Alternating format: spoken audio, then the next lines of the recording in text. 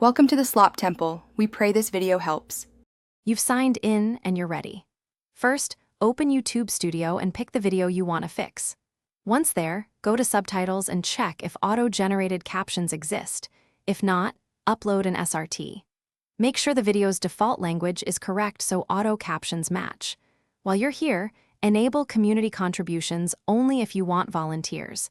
Otherwise, keep control by using Edit to modify captions directly. This gets you into the editor fast and prevents language mismatches down the line.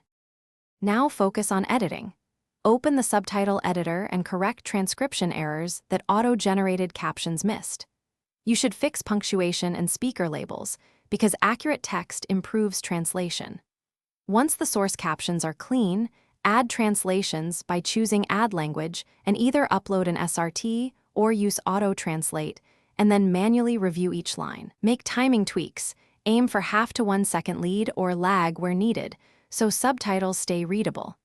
This careful middle step prevents mistranslation caused by broken segments or poor timing. Finish by saving and publishing your corrected captions and translations, then open the watch page to confirm everything displays.